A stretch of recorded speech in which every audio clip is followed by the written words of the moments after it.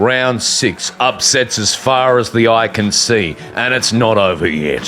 One more Easter Monday game to go, but we couldn't wait. We just had to bounce that pill.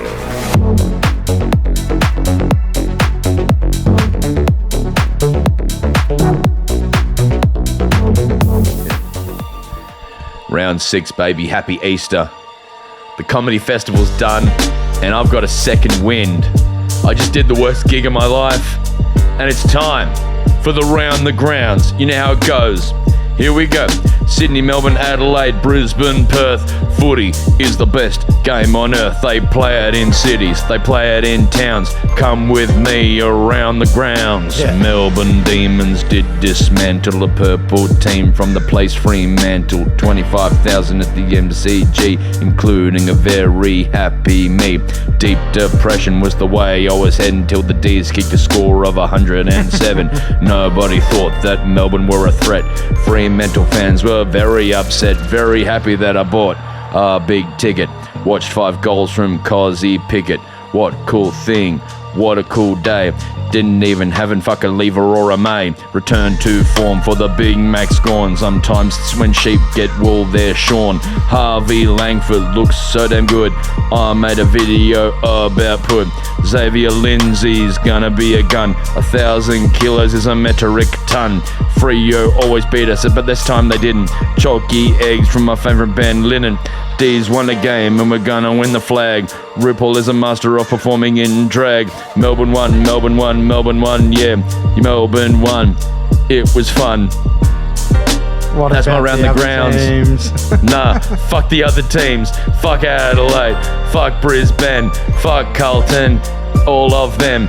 Collingwood, GWS, Essendon too. They can all eat a big bowl of poo. Cause the Demons won. You can all get fucked. Demons won. We're gonna win the cup. Broden Kelly. My name's Bro. Suns are shit. That we know. Broden is the best. Hello. Welcome to the Foot. This is a banger, that. I'll just it's fun. Just play that some more. All right. It's a vibe. Welcome to the Footy with Broden Kelly, a weekly footy podcast done by people who don't know what they're talking about, which is why it's the same as Agenda Setters and Footy Classified. My name's Broden. How are you, Tom? So good, mate. Christos Anesti. Christos Anesti. Alethos Anesti. No, thanks. I'm full. I liked that the Greek faded out. Yeah. I liked that the two Easters coalesced. Yeah, it's rare. It was nice. It's nice. For once, I came onto the same level as the Greeks. I said, I understand you. Yeah. And I will have a halloumi and lamb suva. Oh, that'd be nice. Yeah, very nice. Halloumi and lamb, halloumi and chicken. Halloumi chicken, yeah. Halloumi chicken. Tom, I just did the worst gig ever. I just did my last show of the comedy festival, and it was a nightmare. Nightmare. There were some lovely people in the crowd who I know will be listening to this. There was people in Saint scarves, D's things out there, but it was just a very quiet Sunday night, and there was weird shit. Like, I talk about Northland in my show, and I talk about Maya, and then this woman who I'm gonna safely say was over the age of 60, respectfully, was like, "Do you know that's the most successful Maya in all of Australia? Not just Victoria." Just starts talking to me. I was like, "Fucking please be quiet." Thank you for the economic commentary. And then halfway through, they just turned the venue just turned off the sound. Yeah. So I did the second half of the show. No sound. Theatre. I just yelled it. No. So it fucking sucked. So if I'm in a grumpy mood, that's why. Sans amplification. Sans amplification. Sans Matthew Rao. As in Sans. Oh, Sans Matthew Rao. Sans Matthew Rao, right? Yeah. Did you like the footy this weekend, Tom? Yeah. It was upsets left, right and centre. Yeah, a lot of fun ones. Richmond won. Yep. The D's won. Yep. West Coast almost won. Almost won.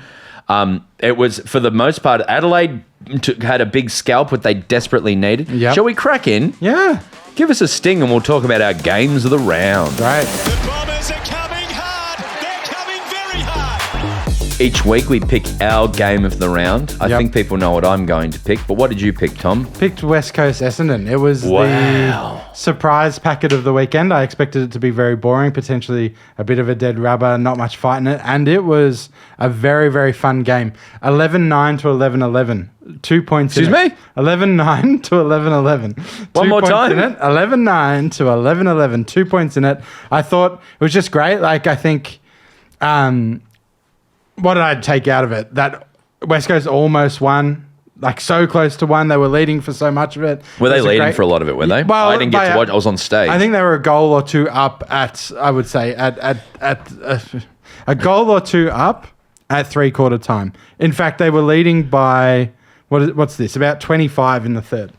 That's such a bummer because as a West Coast fan, you would know that it's coming. Yeah. You were just like, please just get this out as much as humanly possible. 100%. But this was in. There's clearly something about round 6. This happened last year, I think, as Yeah. well. And there's Upset no way. round. There's no way I'm going back to back up my theory of that. But last year, this happens every year. Yeah. It's just a round where it's all upsets, you know, Well, just there's crazy. big, firm statements made about teams. Yeah. And then it'll happen next week as well, where there's just a bunch of upsets. Yeah. It always happens.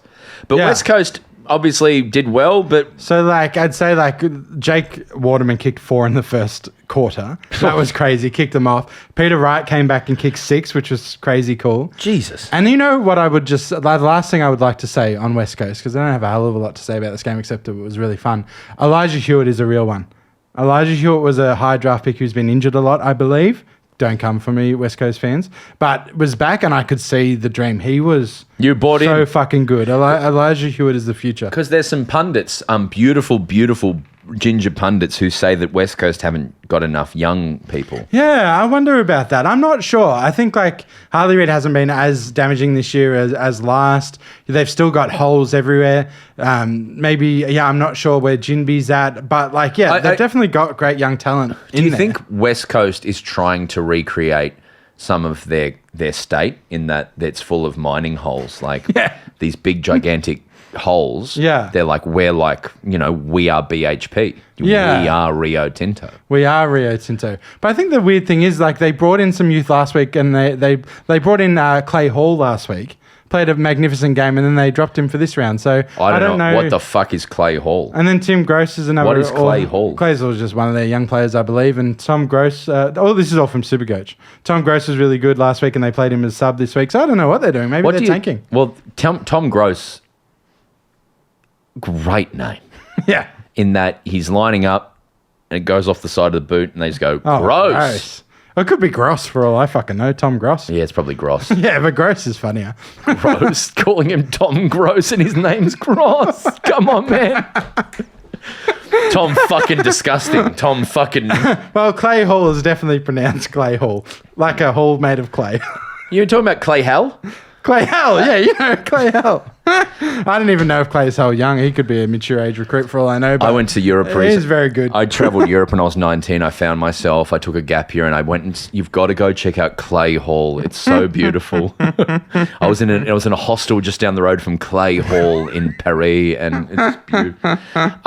Ask me, games of the round, ask me. Yeah, what games did you go to this week, Broden? What did you attend? I only went to one. Oh, what a surprise. But Which one? It was, and actually, fun fact, was my favourite game of this round. That's really And I am surprising. including Geelong Hawthorn, even if it's the greatest game, that game can get fucked. That game can get fucked. Everyone this year, you, Not me. him, No. people, Fremantle's they're coming. Here come Freo. Yeah. They're going to win it. Melbourne are done. Yeah. Melbourne are washed. Yep. Worst forward line ever put forward in the history. Yeah, a lot of people put that on paper. A lot of people Yeah, called yeah. Tom. No, I didn't say that. I got screenshots. Yeah, of me putting it in the chat and being like, look how rude people are being about your forward line. Yeah, but Not saying I Oh, back I don't know this. about that. I agree with this. This forward line won't work, they say. Melbourne No. will never win again, they say. Not me. I fucking loved it. Yeah, drop them. Make some fucking hard calls, Simon. Like, do it. And then Even if I don't think JVR deserved to the be dropped. I D's still think came it's good. out and the game style worked for the first time. Yeah. They've been saying, hey, we're doing something new. It's taking time, but it's coming. It's coming. And it fucking happened. It happened, Tom. It happened? Holy shit. Also, let's just talk about the star of this game. Who was Trent it? Rivers. Oh, you went... Finally went back into the midfield, and look how good he is. Who told you pre-season that he'd be your best midfielder He was in a few years? He mostly played off half-back. Yeah, but whatever. He's going to be your best midfielder, mate. He did a huge... He needs to be on ball, Broden. I would argue the player of this game is clearly a one Kosei Pickett. Yeah. Cozzy Pickett. Kicked 5. Max Gawn also in the last quarter was probably... Cozzy kicked 5 goals. He ran into... who did he run away from? That guy. I have no idea. He ran away from that guy, tall guy. Say it, Paddy. Josh Draper. Josh Draper. Yeah. And he held the ball. He gave him a peace sign and said, "You can't catch me." Yeah, and it was true. And he kicked 5 goals. What about Harrison Petty? Petty, 4 goals, goes forward. We don't have Lever or May. The 2 premiership defenders who we build the entire team around aren't playing. Yeah. They set Disco Turner, Blake Howes, Tom McDonald are the defenders. Yeah. And they keep Tracy. Yeah. And they keep the other one, Amos, to nothing. Or not nothing, but they hold him off. And then Sean Darcy, everyone says Gawn's washed, Gawn's done. Nah, no one says He that. made Darcy look reprehensible. Yeah, his first game back too, right, from injury. So absolutely bodied That was him. not a good day for Darcy. No.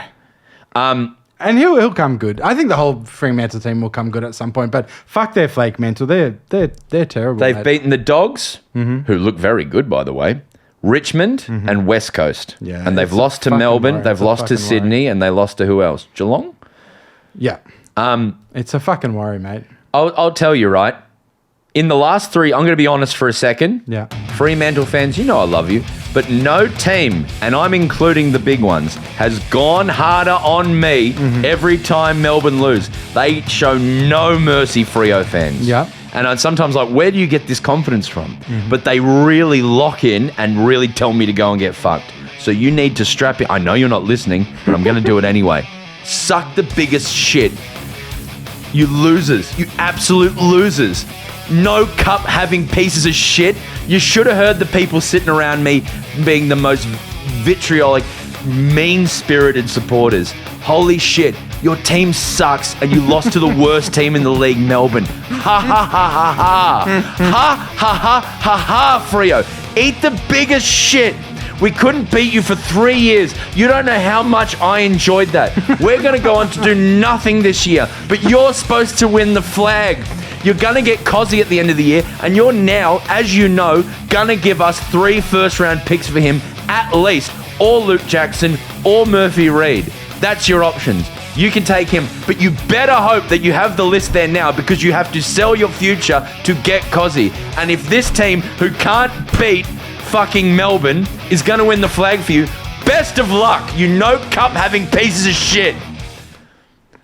Broden's exploding. Yeah, if I'm a Freo fan, I'd be furious. Like, what the fuck are they going to do, mate? That's all true.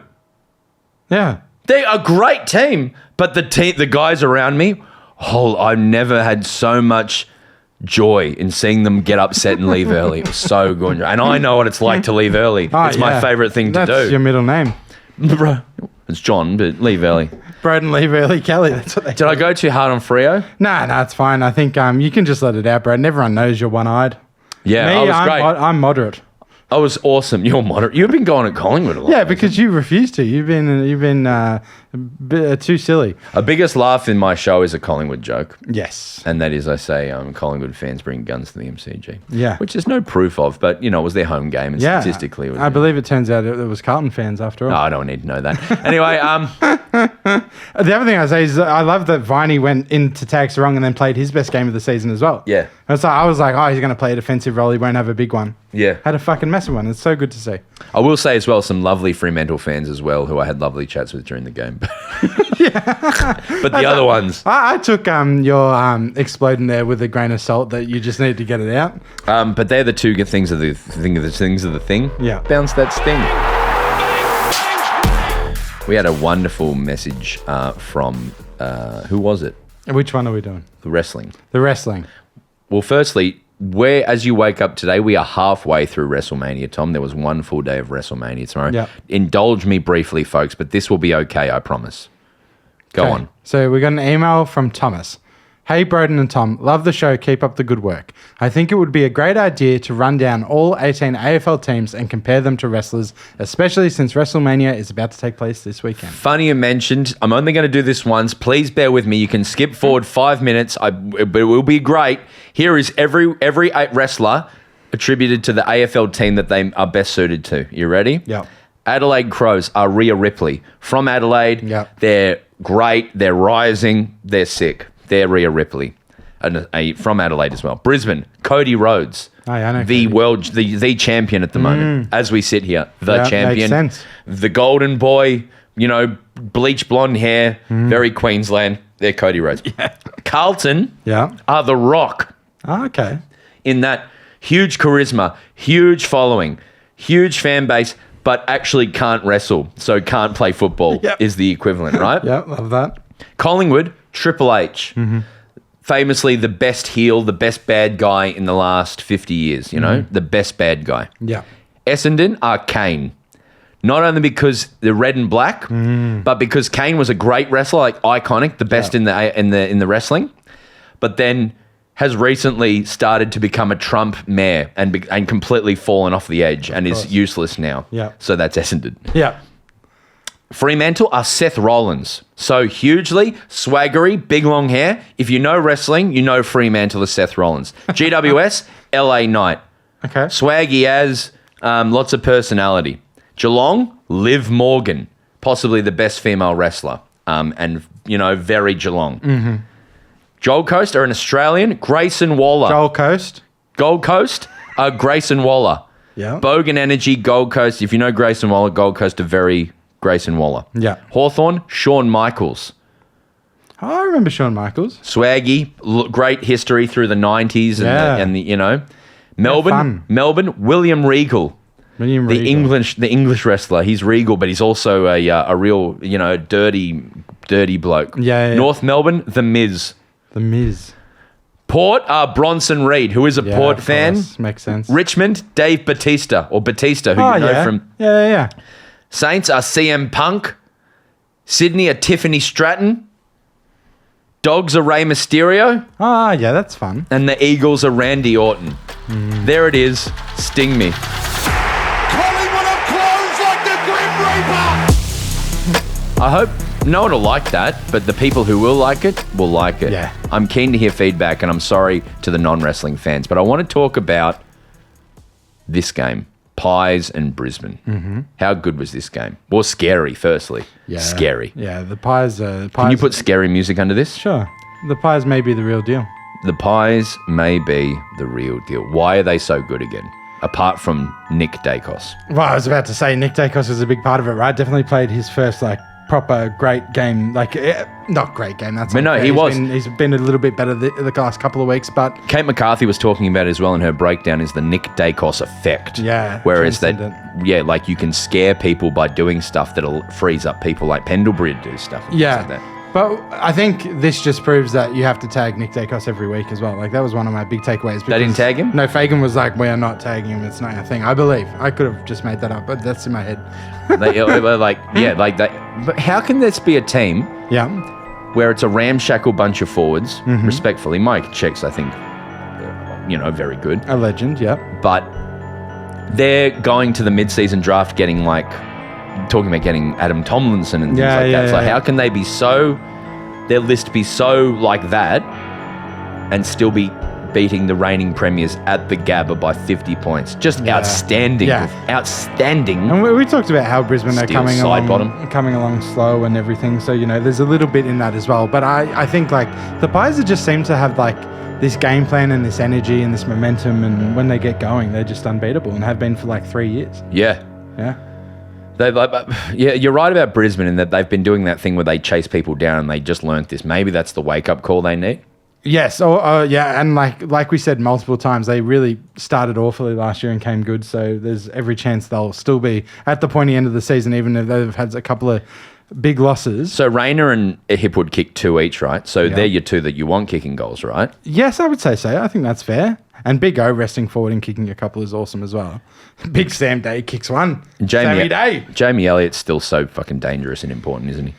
Yes, and even Josh Dacos. They're a big spread of people. So that was incredible. And how good are the Crows Yes. against GWS? Yeah. They needed that win so badly, and they just did it really, really comprehensively. And they went like, I think in the fourth quarter, maybe early in the fourth quarter or in the third quarter, GWS were on 20 points. Yeah. Like just could not, and I know it was raining and everything, but still, like it was, they just got absolutely smashed, and it really made me lose confidence in GWS until I realised that Hogan wasn't playing. Yeah, right. Hogan was out, and Stringer is so unreliable, man. Yes. He really should have clanked a couple of marks and let it go through, hey. I think that's what's scary about GWS with him, right, is Stringer is getting lots and lots of the ball but hasn't really finished yet. But Hogan, when he came there, it took a while for him to come on as well. So maybe once he gets into the structure and the feeling. Also, Toby Green was horrible in this game at points. Yeah, right. No one looked really on, and they were really, really off. But Crows kind of scared the shit out of them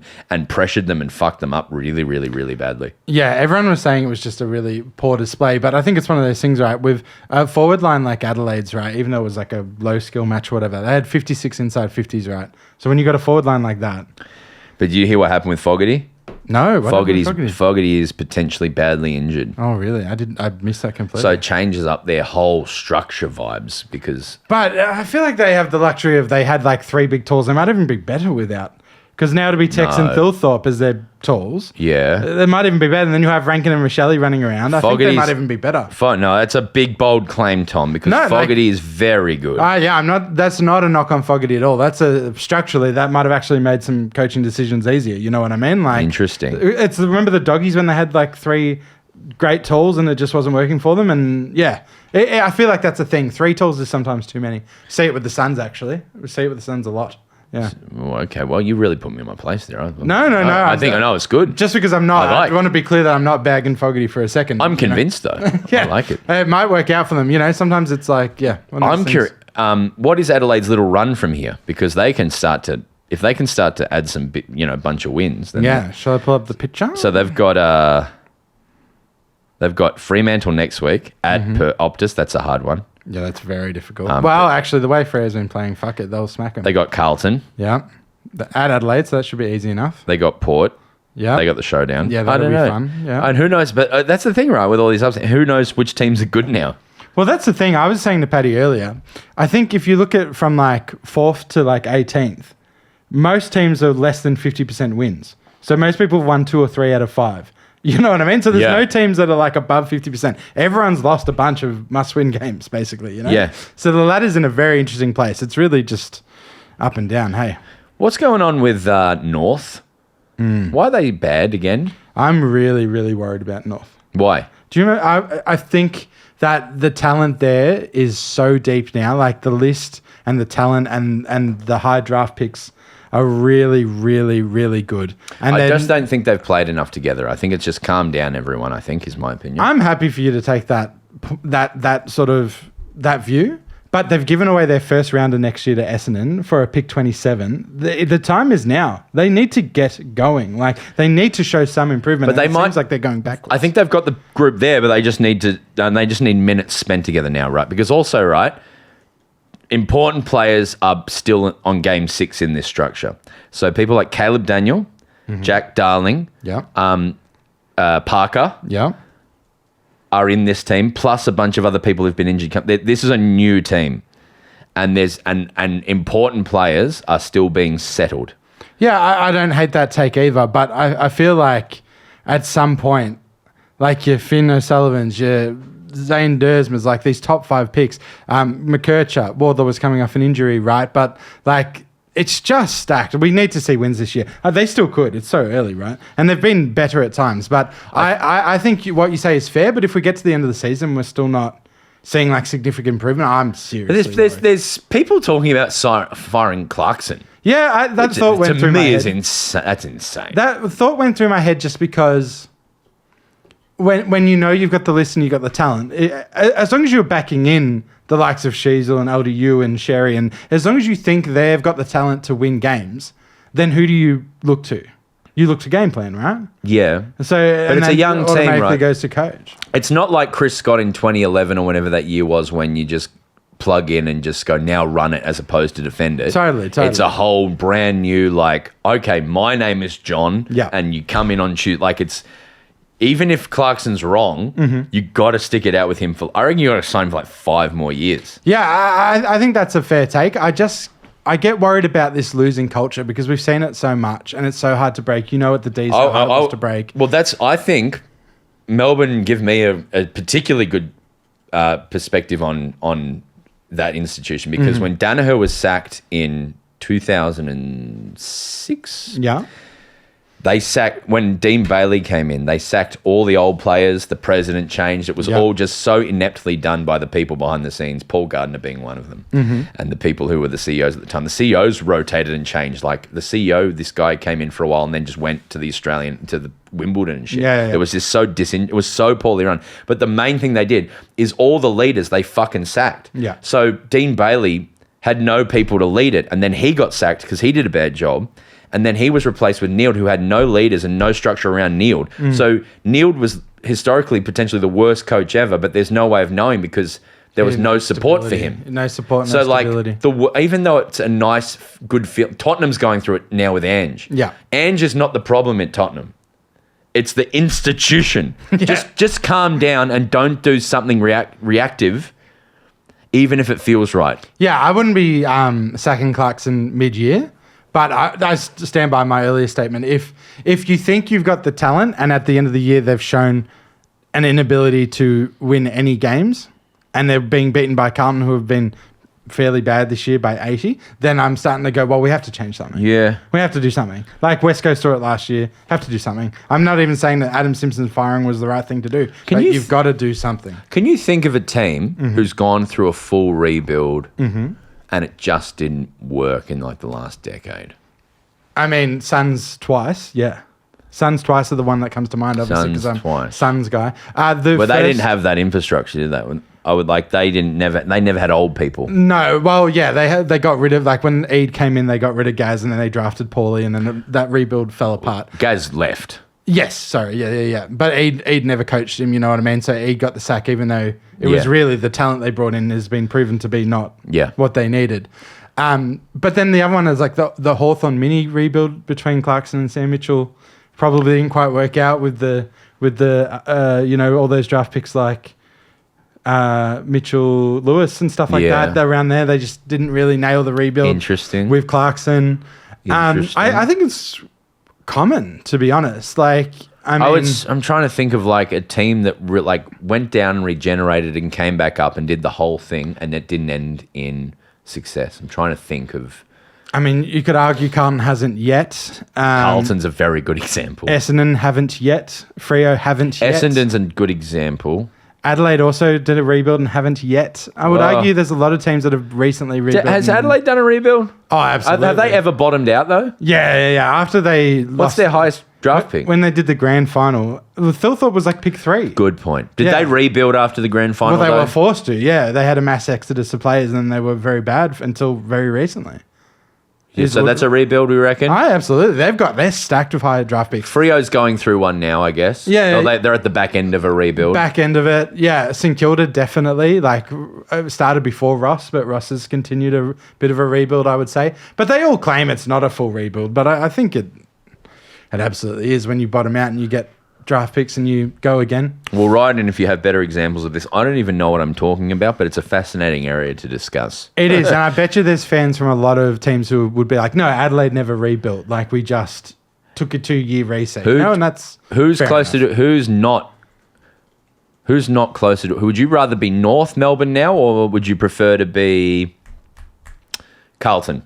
I'd prefer to be North over West Coast, Essendon, maybe Carlton. It's hard to say. But Melbourne? Yeah, potentially. That might hurt a little bit. But that's because I believe in talent that is unproven. I believe in Finn Sullivan because it was such a high draft pick. Looks like he's going to be a gun, but he's not. I believe in Joe Hendry. He's not showing it though. You know, I believe that Sheasel is like could win a Brownlow one day and is at that level. You know, so I have a lot of belief right now. But did you say Saints in that list? Yeah, we talked about. Would Saints. you rather be North than Port? Right now? Right now, I think I would prefer North, I think. Again, though, but Paddy? it's... Port. Yeah. You prefer to be Port? But you're talking about because of Why? Butters, Rosie, Horn, Francis. Yeah, they're so good. Butters is going to play in Victoria next year. I guarantee you. Well, I mean, that's you can't build a football team around that. You've got to back yourself. No, that's in 100. and, No, you know, yes, like- that's true. Yeah, But like, so- sure, I think North are closer to a flag than Port. No, that's no way. Port can still look what they did today. Like they could still absolutely come back and take people to the sword this year. They finished second last year. They were a good football team. They just are flaky and have dramas. If you're listening at home, Tom is holding a clenched fist to my face. No, you encourage the debate, mate. I know. I like it. I just think I think North.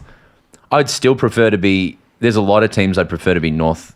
Yeah, as a super coach, dude, that's what I'm saying. I believe in all these young players, but there's no Is proof. that, did you say super coach, dude, or as a super coach, dude? As a super coach, dude, so someone who's obsessed with the rookies and the young players and stuff, Right. their list is more exciting than any list, but there is no proof that any of those exciting players are good. Richmond or North?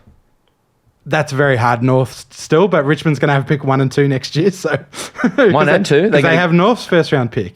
So Why? North's going to finish 17th and have. Why do they and have give North's? Because they did this silly trade. Yeah, they traded, I think, pick 27, which ended up being Matt Whitlock for Richmond. They got it from Richmond, and in return, Richmond get their first pick this year. So they're going to get pick 2 for pick 27, which is just means that North should be banned from trading ever again. There's a second round pick that North get from Richmond as well, but It's nothing. Right. It's pick 2 for 27. Massive fuck up, potentially.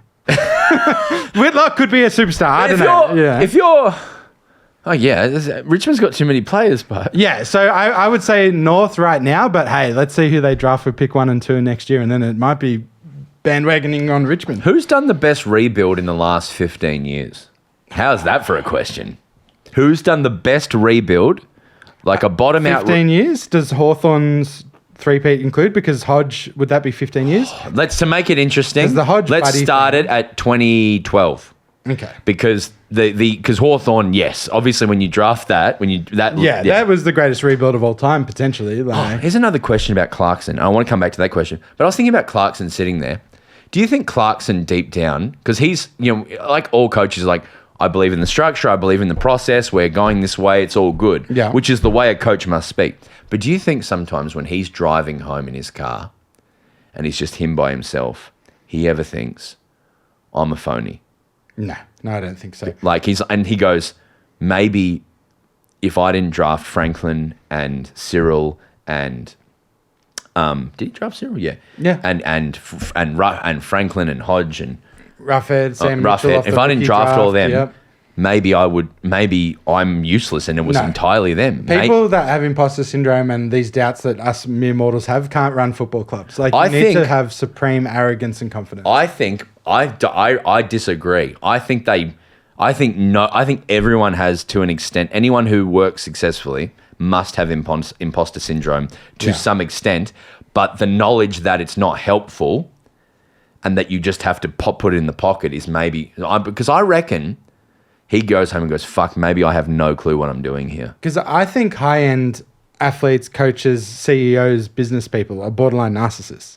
Like a lot of the times you read Michael Jordan's biography and you go, oh yeah, he never doubted himself for a fucking second. He was a psychotic man. you know? That's what makes him such an interesting But character. so many of these because he's one of the few people have that. Because I think there's a thing about the people who aren't traditionally smart lack the awareness to know that they're not smart purely by being not smart. So the idea of being smart allows you to have the awareness to check if you are not smart or to think that you are not smart enough. Do you know what I mean? Yeah. The higher IQ you are allows you more self-awareness to to know the things you don't know. Hence why people who don't believe in vaccinations think they know everything, because they don't have the knowledge to know that they don't know everything. Yeah. But So surely if you're running a club, you know that you don't know everything, but you know that you need to say that you know everything. But when you look at like a... That make sense? Yeah, it makes sense, right? But the counter argument is Bezos is paid billions of dollars to make decisions. And he is in that position because he doesn't doubt his decisions. He doesn't question his decisions. He makes those decisions. But maybe deep down, maybe privately, he questions those decisions. I don't think so. I don't think you could. I don't think you could be... I would in that argue position. Elon Musk doesn't question his decisions. Yeah. And that that's could be from shown a- daily That could be for different reasons. in the Tesla stocks price. Yeah, 100%. No, I think there's a certain I genuinely think there's a certain narcissism that comes with being a high performing like professional. I think. It'd be interesting. I'd love to know. You just back yourself in. It's like John O'Brien always said. Yeah, he'd march down, and every day he thinks he's kicking 8 because no one can fuck with me. It's a good point. You know, no one can fuck with me, and it's that belief that makes him able to kick 8 on people. It's a really interesting point. Well, it's also like, why don't we talk? What was the question I was talking about? What's the best rebuild since 2012? So I've decided it's clearly Richmond, but rebuild is, Trent Cotchin was a pick 1, I think. They were a pick 2. There was quite a lot of high end talent. Dusty was pick 4. Was high. Yeah, so I think Richmond Tyrone Vickery. Yeah, Richmond was the obvious one, but it's funny because they have so many famous draft gaffes. So it's Richmond? Yeah, I think so. Yeah. No, who does Paddy think? I think Brisbane. Yes, they fucking sucked for so long. Everyone, like Yo. Yeah. No, I'm not rapping. I'm saying Elliot Yo was like, this place sucks. Yeah. All of them said this place sucks. Yeah, Tom Rockcliffe was captain and left. Such a good point. That was the rebuild of rebuilds. And because they were down for 10 years. Richmond were never at that lower point. Well, they were bad. They were historically bad for 20, 30 years, but they were never at... But they wanted to fire old mate Dimmer halfway through their premiership year because they'd just been bottom. And that's Clarkson vibes. Yeah, it's true. Like the Lions got to where the Suns were for a bit. Like they draft guys and then they'd leave 2 years later. Exactly. So it's just over vicious and over cycle again. stuff. Yeah. Vicious cycle stuff. And that is a very good point.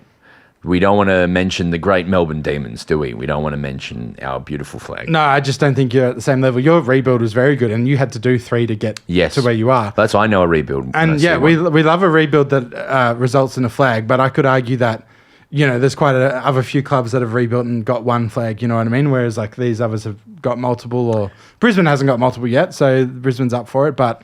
No one's got multiple in this decade, all right? Collingwood haven't rebuilt. No, they didn't need to. Geelong haven't rebuilt. No, they didn't need to. Melbourne rebuilt, Brisbane rebuilt. Who else won a flag this? And then Richmond rebuilt.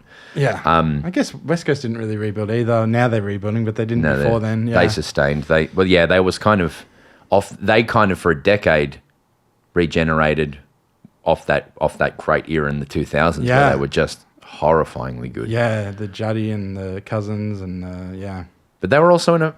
Yeah, I can't remember the year, but it was Hawthorn West Coast in maybe 2014. Yeah. And Jack Darling dropped the ball and was poor Darling. Never forget that, man. Poor Darling. We've tangented. Let's jump over to Tigers Suns after this sting. There's no kryptonite for kryptonite. I liked that chat though. Yeah? I like it too. So tell me about it, Saturday night. Why did the Suns, who were undefeated, lose this game? Oh, mate, I have so much to say, and I'll try not to wax lyrically about the Suns. We looked we looked a little startled. I think the Richmond really showed up to play for Bolter and really had an aggression and a focus at the start. And I really was he booed? Oh no, he was cheered. I've seen suggestions he was booed. Cheered. Nah, by the Little Suns contingent, but there was probably 500 Suns fans there. 25,000 Richmond people went off for Bolter. Imagine being a person who cheers that. It was crazy. Absolute peon. My mate, who I went with, Max. Absolute fucking plankton. Yeah, my mate Max, who is a Richmond supporter who I went with, was sitting there so embarrassed. He was like, I can't believe it's crazy. Yeah, it wasn't great. And I had a really poor experience, actually. I don't know if we want to get into it, but I sat with some Richmond fans who were really not nice, and me and Max almost left. We were like, should we leave? We had a really bad experience. Just awful. This guy behind us was saying stuff like, you fucking umps, I hope you bounce the pill into your fucking skull and your brains come out, and just violent stuff like that, and just yelling in our ear the whole fucking time. Just ruining it. And just ruined it. And I love the Tigers, and I wanted to get excited for the young Cubs, and I wanted to enjoy it, and I just had a really poor experience. Cheering Bolter, awful violent commentary around me. I was just like, this is shit. So it was funny, but let's focus on the game for a second. I think Suns just were never there, and Richmond really focused in, and Suns didn't play their game plan very well. Does it feel like shades of other years with that team, that the Suns this? I'm worried that it is, but we had the fourth quarter comeback, which is what we've sort of been doing every round this year. But it looked, it's hard to say. The Suns, can I just tell you something crazy, Broden? Ethan Reid. Yeah. 1 disposal. Ben King, Yeah. 4 disposals. And then Jed Walter, 3 disposals. Oh, he knew it was coming. Because, no, not a knock on them. The inside 50s, we had 60 inside 50s, Broden. It was just disgusting delivery. Except Yeah, for right. the delivery to Ben Long. He was our one shining light because he just fucking marked I everything. wonder why. But this wasn't just inside 50. We were kicking to packs on the wing, and Vlosten or Lynch would just float in and intercept, and it was just bad football. Clearly, Richmond just went to work and said, you're doing this and we're going to stop you doing this, and you had no second option. Yeah, and we've been really good at, kicking it down the line and winning contests, but also doing the handball game and running hard, outrunning Richmond. A lot of teams have outrun Richmond this year, and I thought we're going to outrun them, and we just didn't. That's a bummer. And congratulations, Richmond. The team who was not going to win this year is now 2. 2 from 2 to 2-4. And I think my takeaway, Broden, and Richmond, you deserve your flowers. That's great. Like, I love to see a team exceed expectations. But with the Suns, my worry is we'll valiantly lose to Collingwood, valiantly lose to Geelong, valiantly lose to Fremantle. And then at the end of the year, we'll miss out in the 8 by 2 games, and it'll be because we fucking lost to Richmond. Well, what I what I say mean? as well, losing to the bottom team, you go into a long list of teams that go on to win the flag. You know that, right? Yeah, no, I did not know that because for me, I was like, that's the game that's going to cost us a fucking final. When you beat Richmond in the year, then you're right on to go on because you learn lessons at the start of the year, and then what hopefully happens is you come up against Collingwood, sold out MCG, and you're turned on for that game because you fixed all your problems against Richmond at Marvel or whatever. I hope you're right because it did feel like this team cannot play finals. Like, this team has to put these teams away, Everyone who I respect, who I think is a smart person, thinks that playing Bolter was just a morally and business-wise, just a horrible decision. Yeah. And if I'm NIB or if I'm Latitude, I'm going, why am I associated with coward punching and a team that condones coward punching now? That was absolutely, it's just a horrible, horrible decision. Yeah, it's mind-baffling to most people that we have in our circles, but what was really eye-opening was the 25,000 Richmond fans that felt the opposite. That was crazy. It's even so, right? The people who go to Marvel Stadium on a Saturday night, still, I know 25,000 is a lot, and it wouldn't have been 25,000, would have been a percentage of that. Totally. But they are still not reflective of the wider community. No, I don't think so either. And I think most of those people who ask, if my friend was coward punched, would I want to see that person be lauded? They would all say no. So that's something 100%. that those people can only live with. But moreover, I want to get behind Gold Coast so much. I love the Guernsey. I don't love their normal Guernsey. I love the list so much. They're one of the most exciting lists. Damien Hardwick. I don't know the guy, but that is shit bloke energy the way he talked after that. I thought that was, and after you got out coached by a team that is playing 12-year-olds, you put on such a poor coaching performance to then make it about supporting Bolter, I thought was just disgusting.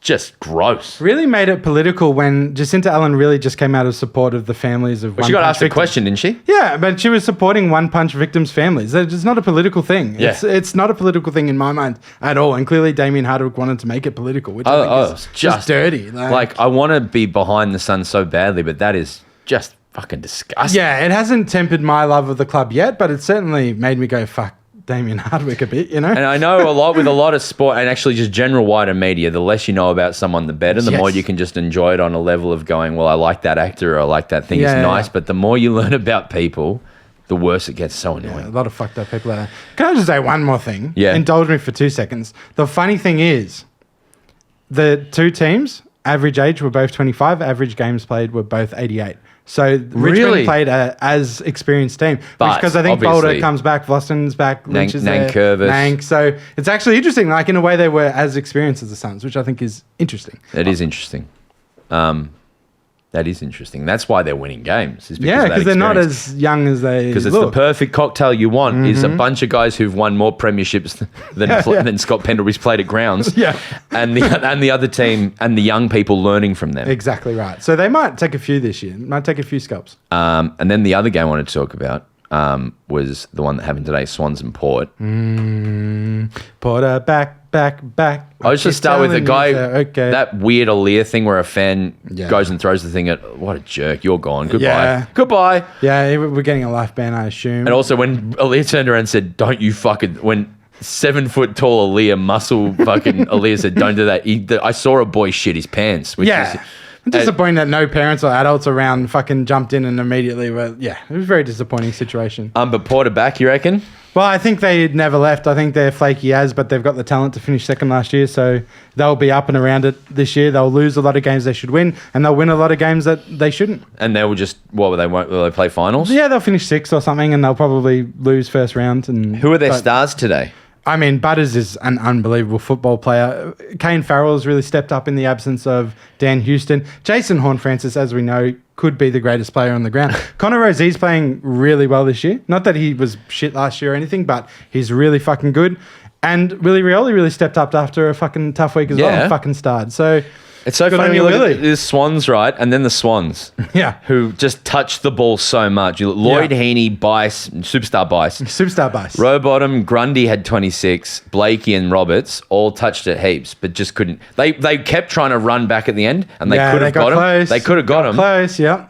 But they didn't. And they've got superstars to return, and Grundy absolutely towed up sweet. Oh yeah, I forgot about the injuries. Of course, it's the injuries. It's the injuries. It's who's out. They're playing. Everyone. They've got no Gordon. forwards. Gordon. Yeah, they've got a bunch. So they'll be fine as well. I think Port will be fine, and Sydney will be fine. They'll Who both won't play be fine? finals. North. Freo perhaps. North. I don't know. These two teams will be fine. The Suns might not make finals. Melbourne might not. Freo might not. So there's a lot of teams that I'm unsure, but I think these two teams will be fine. Give me a sting, Tom. Here he is again, the horny one. All right, Lee emailed us. Okay.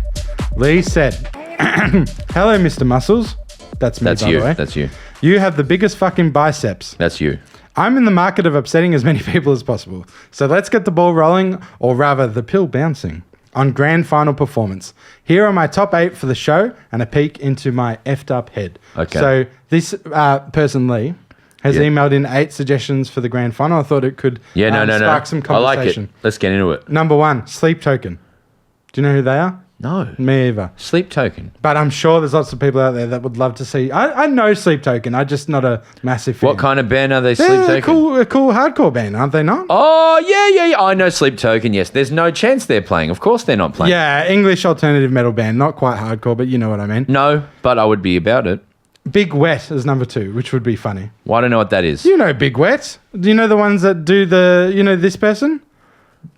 Big Wet? Yeah, Big Wet's funny. That's I a don't know good what suggestion. Big Wet is. I think a lot of the list from Lee is just local bands, BTW. So Yeah, fair enough. What are the actual bands we want to play then? the actual bands, they've got Slowly Slowly, who I'm a big fan of. Slowly, not big enough. Yeah, not big enough, no. Luke Coombs would be a funny one. Yes. In that world, I think Parkway Drive, which Lee has on his list, is also a legitimate thing that would actually be fantastic, but would never happen. Yeah. But we need someone different to Katy Perry this year. John Williamson is a very funny idea. Maybe for a you cover or as well. something. Maybe for a cover here or there. Oh, I was thinking the composer. No, it's Hey True Blue. Yeah. You're thinking of John Williams. Yeah. John Williams. But then someone coming out and doing the Star Wars theme. That's what I was thinking. Imagine getting Hans Zimmer. You know, Hans Zimmer does with the electric guitar and does the cool thing. If they brought in the right creative, Yep. having Hans Zimmer do the opening would actually be fucking brilliant. That's what I had in my head. I was like, oh yeah, John Williamson, great. But yeah. I'm on Hans Zimmer now. They should just ask the question and see if you can build in a bit of a Jonathan Brown, build in a bit of these people being part of it. Yeah. And then have a full orchestra on the ground. I think it was so fun. Hans Zimmer. And Hans does a great show as well. Who are you picking for your number 1 this year? as in a band that should. Yeah, at this point, who do you think it should be? Well, they're going. I think an Australian would be nice. Yes. I'm going to roll out King Giz because that's always... Yeah, never going to happen. Yeah, but a reunion, a Silverchair reunion would be great. Never going to happen. Never going to happen. They really don't like each other. The Hives. The Hives are bringing out a new album. Are they actually? Yeah. That'd be and fun. they're touring here. I'm trying to think. All the big music festivals are falling down around as well. So Splendid died. Although hopefully we'll be back next year. No, they sold the land. Did they? They've sold. I thought they were just going down for 1 year, 1 year off. They've That's sold fucked up. the land, which is a tragedy because that is the most incredible music festival to go to. Did they sell it to another or They've just some sold developer? it. Farmland, fuck, you know, that's sad, man. It's really sad. Who would be good? Who's around? I'm trying to think. Who's still doing stuff? Yeah, I think Parkway is an obvious one, right? But also Amity Affliction would be fun, or something like that. Like someone who can have some singing as well, Amity. because not everyone likes yelling, screaming. The key is someone who was big a decade ago now. Yeah. So who was big? So 2014, 2015. is it time to roll out the My Happiness dudes? Powderfinger are 20 years though, and they hate each other as well. There's no chance shame. then, and everyone hates each other now. Yeah, that's the problem. But 2014 globally, what was the biggest song in 2014? Let's have a look. This is the way Surely to it's like work Avicii or something at this point. Avicii we cannot get. Yeah. Unfortunately, Avicii has passed away. There is many documentaries about it. Maybe Skrilla could do it. That'd be great. Skrillex would actually be sick, and I know you would love that, Tom. But Yeah, I really would. No. So the top 10 for Billboard in 2014 is a dire list. Pharrell Williams. Yeah, Katy Perry, John Pharrell Legend. Williams is not beyond the bounds of conceivable. Let's get Iggy Azalea out to roll out Fancy and all the big songs that Iggy did. Let's not. Is there any Australians on here? Not really. Taylor Swift had Shake It Off. Ariana Grande, no chance. DJ Snake would be Fuck, sick. Bastille. But if you close your eyes, Imagine Dragons. Lord, I could see, because Lord's sort of released a new album and it's had a down period. I think, Idina Menzel? from Wicked. Yeah, No, I and don't doing think some so. Rent stuff as well. Look up. I'm actually just fascinated. Look up 2015. Okay, Because we need people who are has-beens, Oz Billboard. but still are culturally relevant enough to. So Uptown Funk, so Mark Ronson. Mark Ronson would do a good show. But no one knows who Mark Ronson is. No, but he has enough hits, right, that like he could get away with it perhaps? Ellie Goulding's already done it. Justin Bieber. Yeah, Bieber, no, too big. What about The Weeknd? The Weeknd is too big. He's the biggest artist in the world. Now, Oh, Bruno Mars, then Weeknd, but still, neither of them would come, I don't think. Sia. Adele would be fun, but Adele's fucking huge too. Maroon 5, they could roll out. I could see They're them rolling awful. out Maroon 5. They're awful. Yeah, but I could see them rolling out Maroon 5. I wouldn't like No, it. that's a good point. That's a very good point. Yeah. That actually, so far of the Yeah. people we've mentioned, they're who the AFL will Yeah, get. that's the most likely at this point is Maroon 5, I think. Jason Derulo would be fun, but it hasn't done enough hits. Do you know what? lately. They're running out of people. They're running out of people who fit the very small window of would do it, Yeah, and people would be okay with them doing it. 100%. Bruno Mars, I guess. Yeah, I don't know. Major Lazer. But hey, why don't people write in and let us know who you think Yeah, let is us like know. realistic, Let us I know. guess. Let us know. Yeah. Give me a sting, Tom. From inside the 10. And then as we sit here, Western. I did a pregnant pause, and I But still I'm got it leaving wrong. him. The Bulldogs have arrived, and Thanks it's with the to- return. He has risen on Easter He Sunday. has risen. The Bont is back, and they have absolutely pumped St Kilda, who have been getting scalps, but have and West Coast fucking hell. The Dogs needed to start winning some of these close ones, Yeah. and they've done it. So, Especially like St Kilda at Marvel in particular. Like obviously Yes. Doggies are better Yes. at Marvel too. But Bont had 100 Supercoach points at half time, mate. He had 20 in a goal in the first half. Like how incredible, mate. And he makes everyone better as well. Riley Sanders is playing his best game he's had all year. Incredible. Charlie Clausen and Will Anderson have a thing on Two Guys One Cup where they posit that Bont is actually a great actor, and I saw an ad today where he's acting, and Yeah. it really has tested his range, and he no good. He no good. Like he's good for a little bit here or there, but they've really tested his range in this new ad. I forget who does it, but it's no good. Have you seen this new ad that everyone's upset about with Eddie and Riley and Sanderlands? No. All right, we'll have to get it for you and watch Oh, it next please present it to me. Yeah, no, look, Doggies have arrived and arrived with this guy, but this is what always happens, right? Yeah. Is everyone's been excited by Sam Darcy, Yeah. and that in that exact moment, Darcy's done a knee. But ACL suspicious. What? How would you say? Jesus Christ. Suspected. ACL. Well, Very, very sad. are we getting doctor reports yet, Paddy? They did an interview with Matt Egan at halftime, and they said they feared the worst. Yeah. But he'll get scans, obviously, but not great.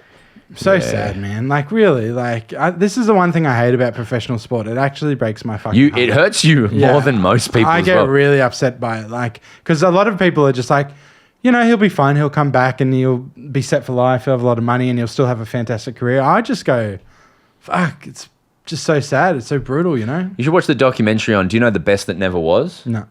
About this guy who was like this huge NFL prospect and then did his knee really early on and just ruined it. But he was like the most incredible, like all the numbers and data. They're the ones that like break your heart. The people who like 100%. Like Jager was that. Jager O'Meara. Yeah, Harley Bennell was that, mate. Like, Yeah. Harley Bennell was better than Jaeger even, mate. Like, at his best, he was 30 disposals, 6 goals. Pick like, 2, wasn't he? Yeah, it just said, maybe 3. And Jager was like in those tiny little he was mini the draft. 17 draft, and we traded. But he looked Yeah. incredible. Like he looked as good as anyone now looks. Yeah, everyone was like, he's the second best player on the Suns.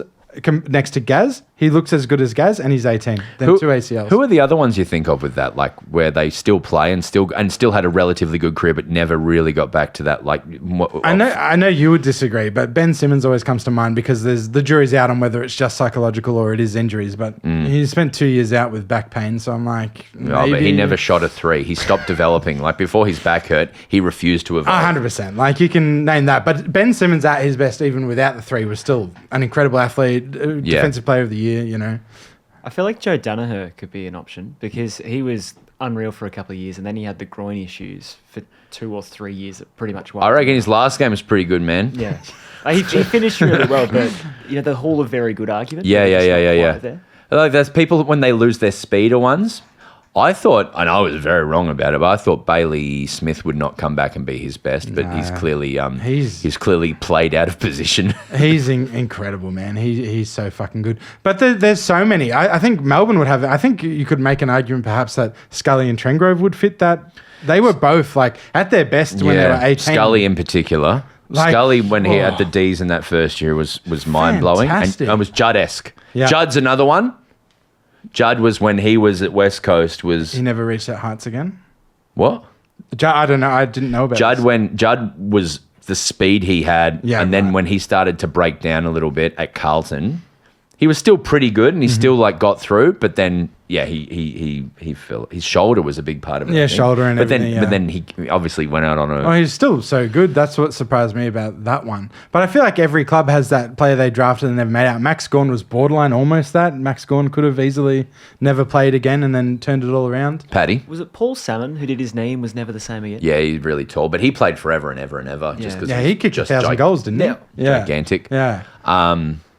I'm curious. This is it. I think this There's is it. so many. The people on with their teams will know. But I'm So talking many. about the ones when you saw them play a little bit, Yeah. and you're like, "Holy shit, what have we got here?" Yeah. But then they still played a whole career, but never got back to that like super. So I feel like Suns have even more potential. I mean, the other one is probably Fife, I would dare say as well. Fife at his best was not that long ago and But was at least phenomenal. I think we saw the best of him. Do you know what I mean?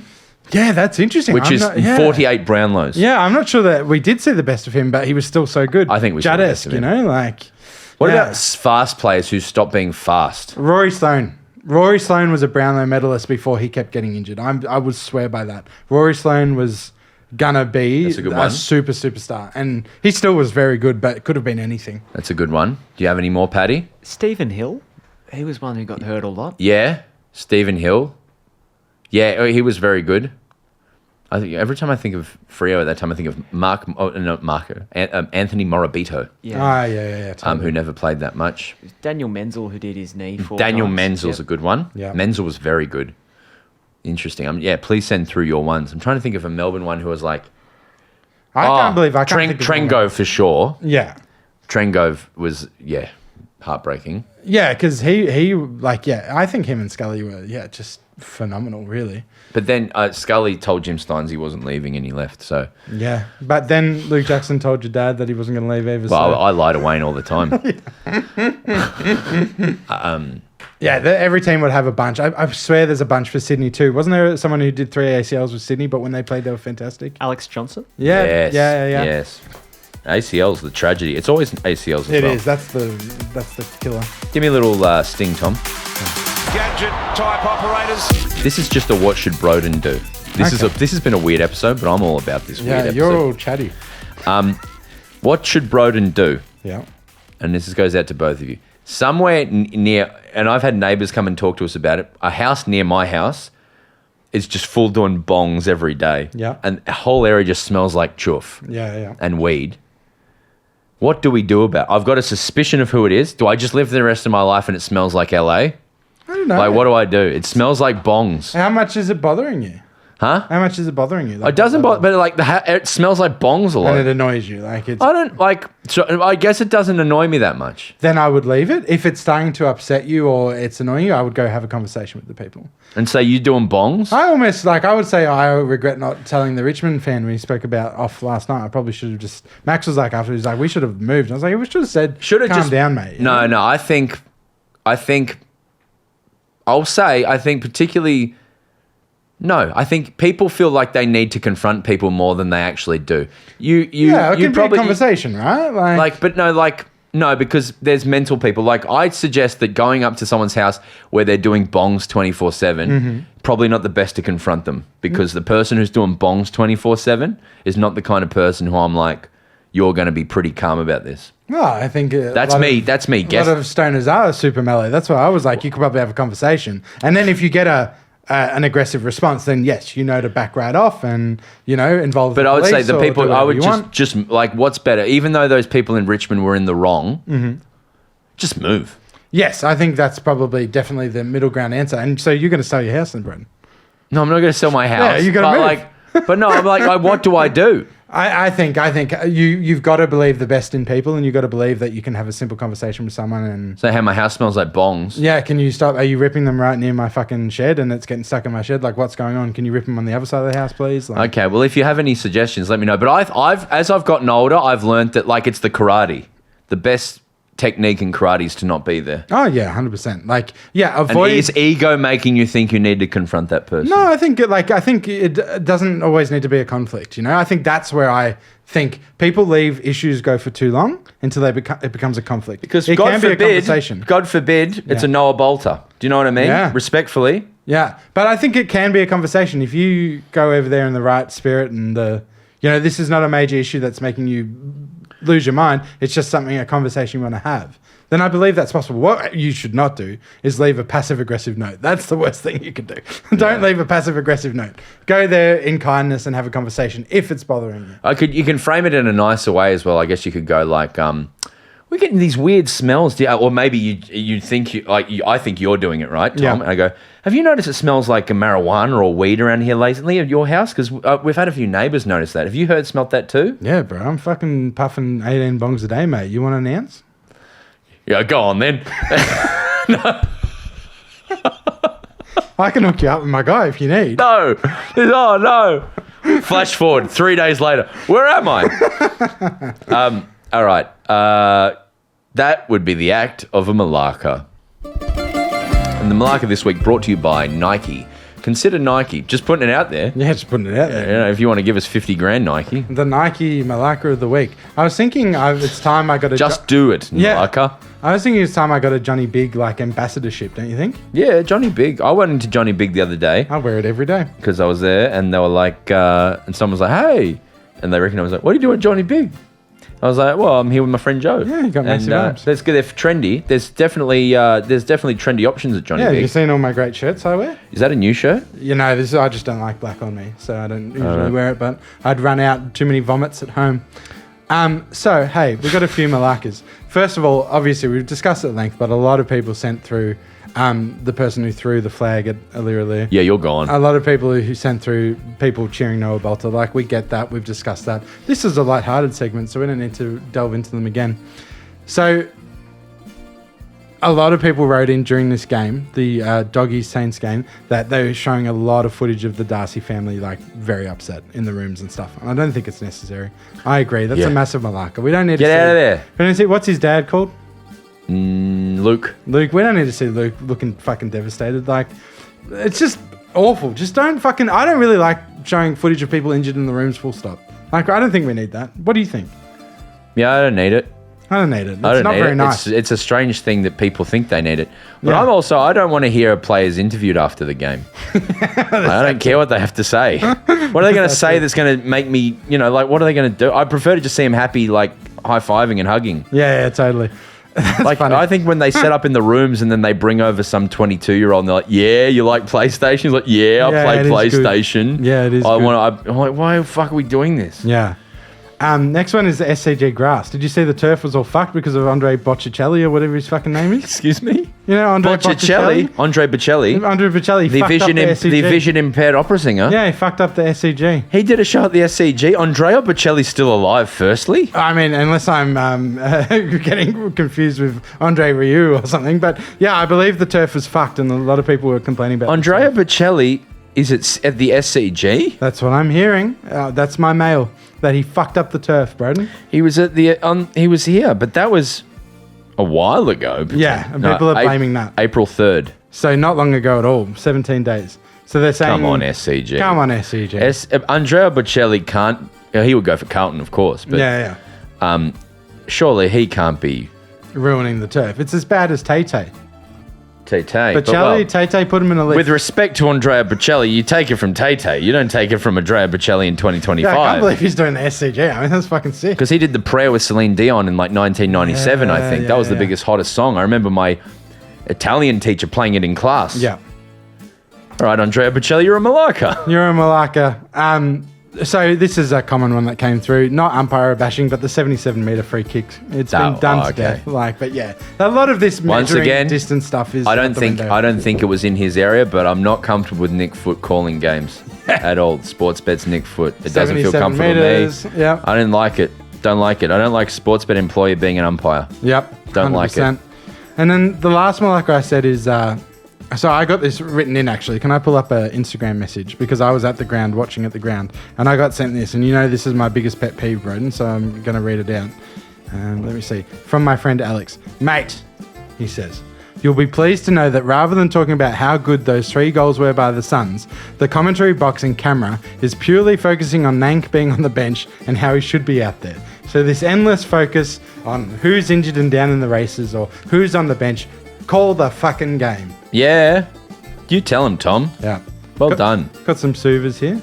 Okay, yeah, please. Some positivity. You know what I forgot? Oh, here we go. I used to do Malaka of the Week nominations and you used to choose it, and we just haven't done it this year. Yeah, because they're all so good, but let's do it from now. Yeah. Malaka, Andrea Bocelli. Suva nominations is, hey, it's a fucking close competition. We love that. No team has gone undefeated at round 6. There's been a lot of Who's your flag upsets. favourite?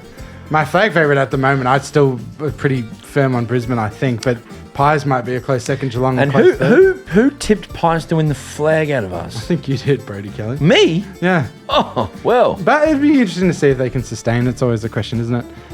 Hey, big super for you for your sold-out Melbourne Comedy Festival season. Thank you. Well done, Broden. Extra shows. You've taken the world by storm. Thank you so much. Stand-up comedian. And to everyone who came, I really appreciate it. It was a long month.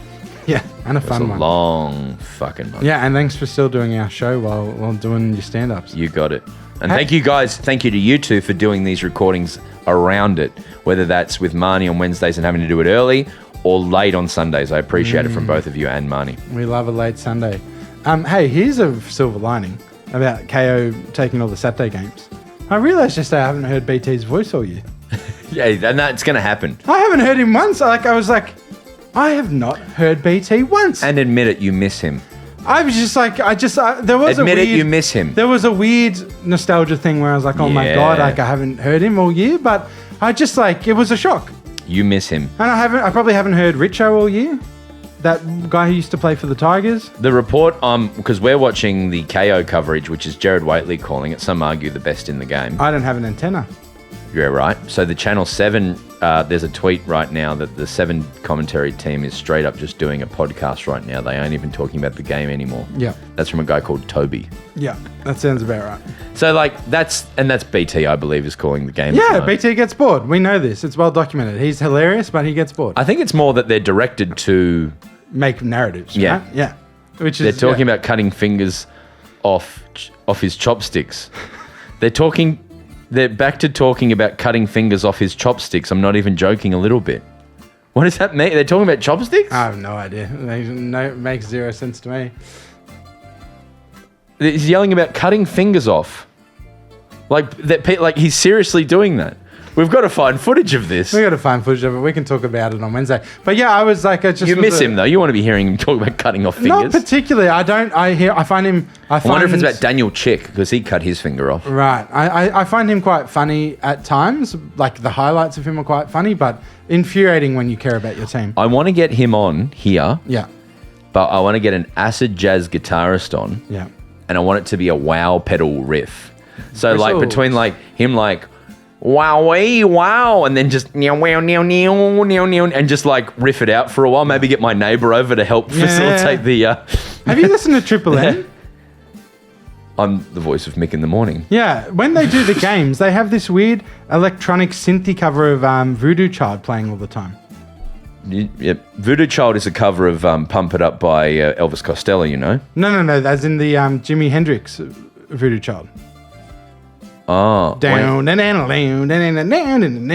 been playing cool. Standing next to the mountain, chop it down with the edge of my hand. And they've got like this synthy weird version that I've not heard that. It's weird, man. But I know that like Rub or one of the, the Friday fuckboy is all their shows, the Saturday sausage suck. Yeah.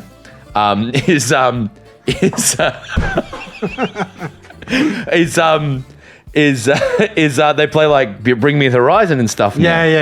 And That's cool. Well, when they're doing like, you know how like KO plays like the dubstep when they're doing like analysis? They're doing that on Triple M, but they're playing this weird Voodoo Child cover.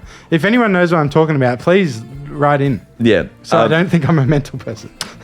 So look, I give the Suva to who is the Suva? Well, you got close competition yourself or BT or not hearing BT. Close competition. Yeah. Close competition. We love it. And Pies are going to win it, and I'm going to be the genius. Yes. And I'll be on a plane to Dublin. Yeah, never to be heard of again. Yeah. Great. Well, it's been a wonderful episode. Yeah, it has been. How long has it been? Hours. Hours. Several hours. We had good riffs, though. I thought it was good chats. Yeah, you were chatty today. Very chatty. Well, I had a lot to say. Yeah, so did I in the end. Sorry about that sausage suck thing. But have a great week.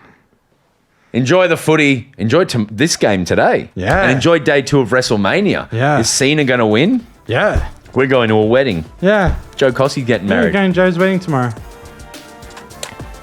Have a great week. Bounce that field.